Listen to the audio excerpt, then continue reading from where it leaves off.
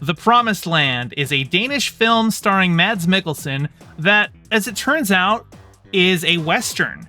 Now, granted, filming Westerns in Europe is not unheard of, but typically they've been filmed in Spain or Italy, places that actually have desert wildernesses, and, and they've always stood in for the Americas. But Denmark isn't exactly known for its warm climates. Its wilderness is the Danish heath. And actually, I didn't realize going into this that it was gonna be a Western, but I quickly figured out just based on the the narrative. But it is, like I said, it's a Danish film. It's a foreign language film, so it's Danish and German spoken in the film.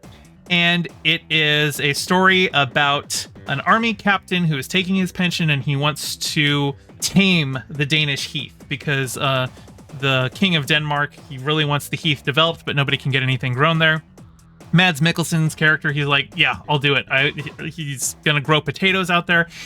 And, that sounds like a kind of a boring premise for it, except that we run into all sorts of corruption going on. There's the local regional aristocrat who's like the county judge and all this stuff, who's very rich and does not want anybody else developing the heath. He views the heath as his property, even though it belongs to the king. So it's just dealing with petty lords and their vindictive attitudes and corruption.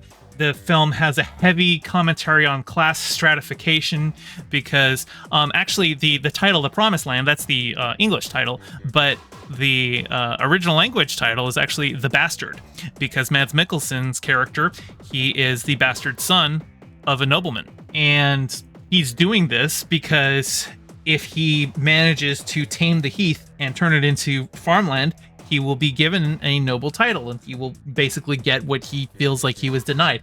And that is a motivation that informs a lot of his decisions, even as his life develops in a way that he didn't expect. And as he starts developing relationships with other people who are working on his farm. And, so the film is also about the best laid plans of mice and men, and about found family, and about, pride leading to downfalls. It's about the cycle of revenge. It's a really solid film that I would highly recommend watching, especially it's Mads Mikkelsen. That dude can do no wrong. Okay. He was Hannibal Lecter, a guy who eats people, and I was rooting for him.